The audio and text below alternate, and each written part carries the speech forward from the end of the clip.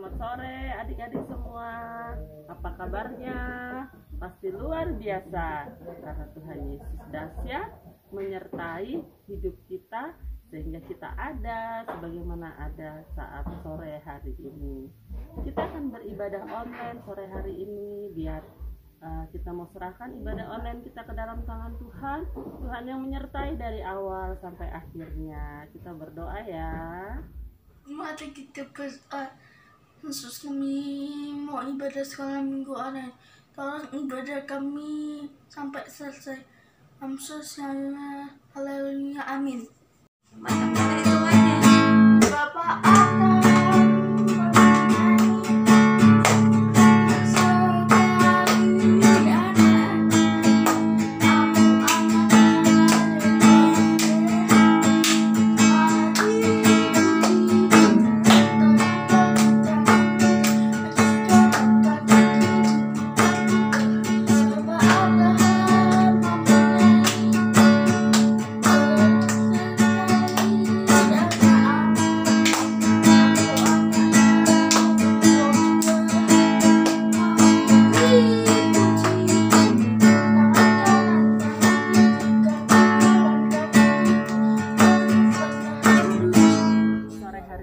kita akan mendengarkan satu cerita yang menarik yang bisa memberkati setiap kehidupan kita. Adik-adik, fokus dengar cerita firman Tuhan sore hari ini ya. Tidak usah lari ke sana sini, siapkan catatannya, pulpennya, alkitabnya, disiapkan semua ya. Baik, judul cerita sore hari ini yaitu Barnabas dan Paulus pulang ke Antiokhia. Tantening ulang, Barnabas dan Paulus pulang ke Antiokhia. Oke, bahan ceritanya terdapat di dalam Kisah Rasul pasal yang ke-14 ayat 21 sampai 28. Kisah Para Rasul pasal 14 ayat 21 sampai 28. Kita akan mendengarkan kisah tentang Paulus dan Barnabas dalam perjalanannya memberitakan kabar baik. Kita akan dengar dan saksikan cerita ini, dan kita akan lihat akhir dari cerita ini bahwa Paulus dan Barnabas akan pulang ke daerah asal mereka di Antiokhia. Simak dengan baik ya ceritanya.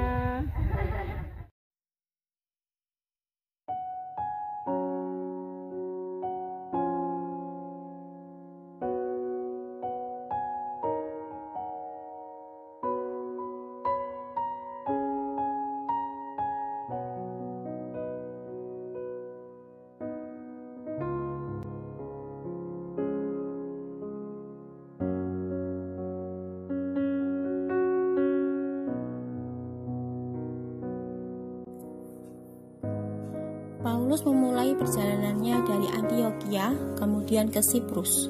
Dari Siprus dia menyeberang ke pelabuhan Perga. Dari Perga dia melanjutkan perjalanan ke Antiokhia yang lain, kemudian ke Ikonium dan Listra.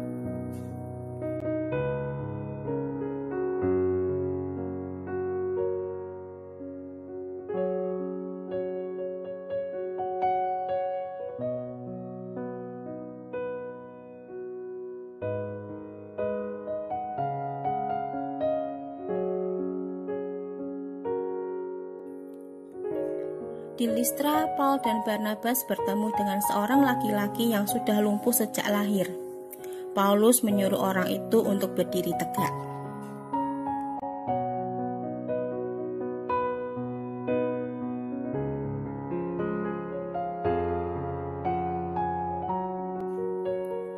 Saat Paulus menyuruh laki-laki itu untuk berdiri, dia berdiri dan mulai berjalan. Orang banyak yang melihat hal itu mulai berseru bahwa Paul dan Barnabas adalah dewa.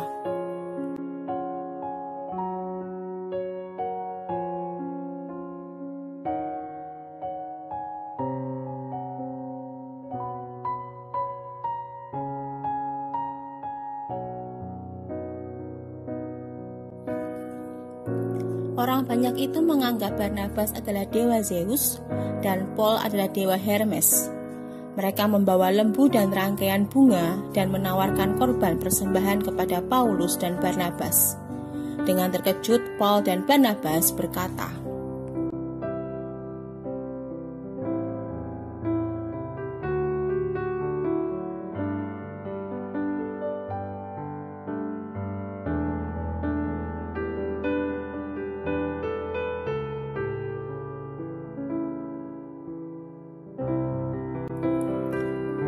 "Hai kamu sekalian, mengapa kamu berbuat demikian? Kami bukan dewa, kami hanya manusia biasa seperti kalian. Kami di sini untuk memberitakan supaya kamu tidak bersembahyang di kuil ini lagi."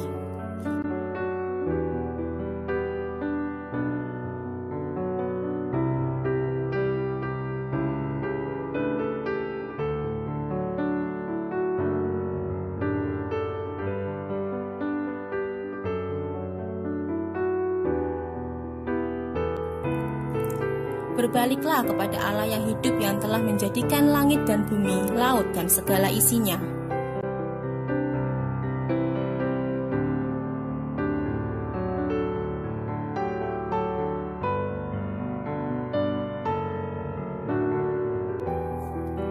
Kemudian beberapa orang Yahudi yang menganiaya mereka di Antiokhia dan Ikonium tiba. Mereka menceritakan hal-hal yang buruk dan tidak benar tentang Paulus dan Barnabas, sehingga orang banyak di tempat itu marah. Mereka melempari Paulus dengan batu dan menyeretnya keluar kota. Mereka pikir Paulus pasti sudah mati.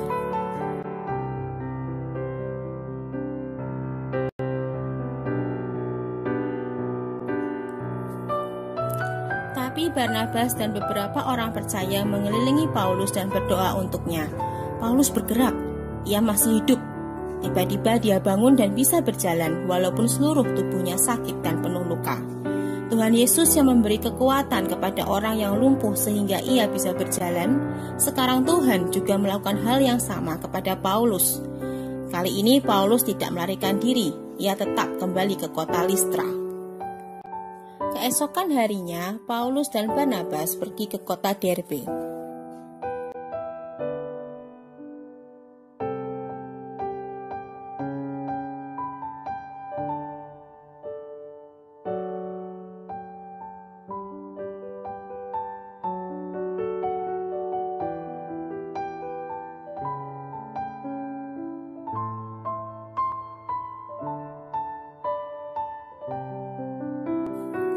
Di kota Derbe, Barnabas dan Paulus dapat memberitakan kabar baik Tuhan Yesus dengan bebas. Orang-orang senang mendengar kabar baik dan percaya kepada Tuhan Yesus dengan segenap hati. Banyak yang minta agar Tuhan Yesus mengampuni dosa mereka dan kemudian minta untuk dibaptis.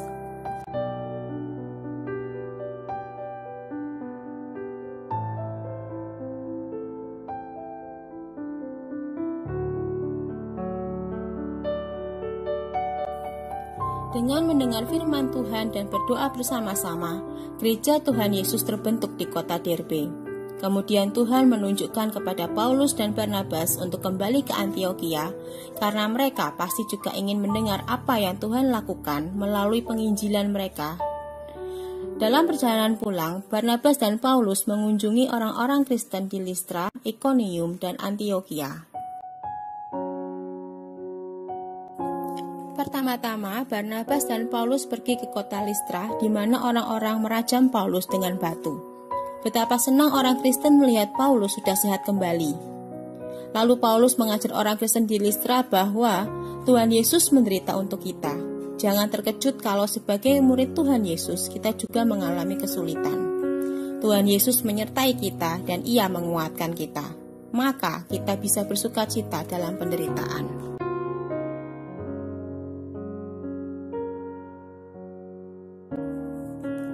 Kemudian Barnabas dan Paulus berdoa dan berpuasa bersama dengan jemaat. Tuhan menunjukkan siapa yang cocok untuk menjadi pemimpin jemaat yang baik.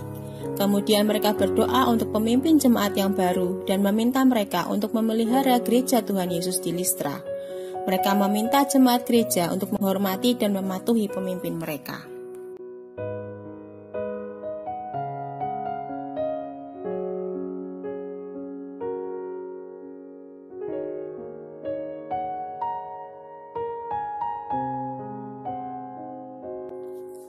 Dari Listra, Paulus dan Barnabas berjalan kaki kembali ke Ikonium. Di sana mereka tinggal beberapa lama. Mereka menunjuk pemimpin jemaat gereja di Ikonium seperti yang telah mereka lakukan di Listra.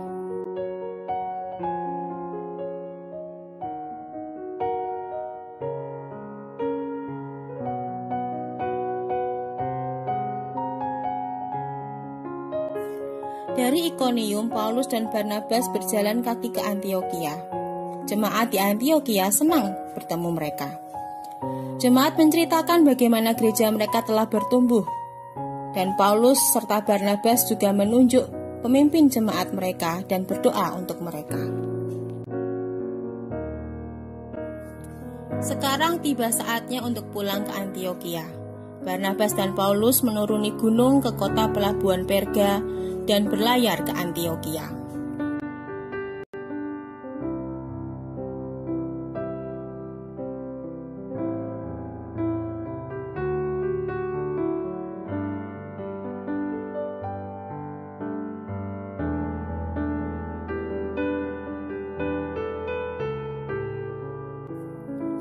Dari sini mereka kembali ke Antiokhia di Syria, dari mana dulu perjalanan mereka dimulai.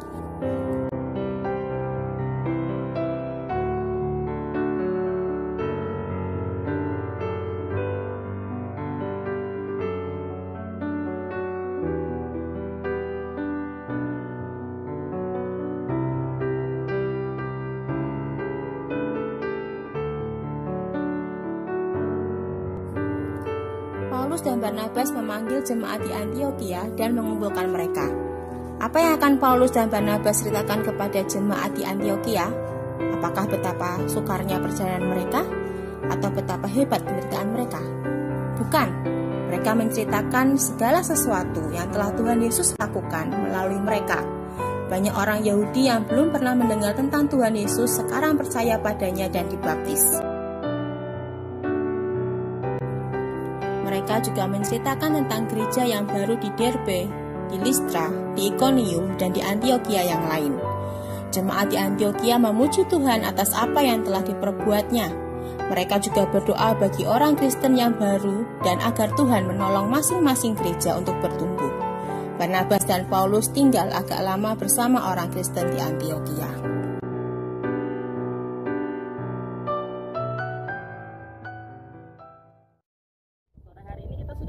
Satu cerita yang menarik bagaimana Barnabas dan Paulus itu pulang ke Antiokhia. Satu pelajaran yang bisa kita tangkap dari cerita ini bahwa saat kita mengiring Tuhan, mengikut Tuhan, kita pun bisa merasa sakit atau merasa penderitaan, tapi percaya semua akan baik dan indah pada waktunya.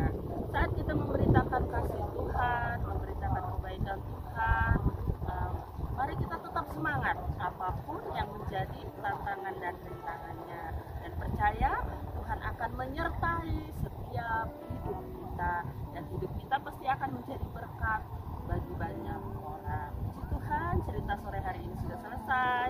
Satu ayat hafalan buat kita semua.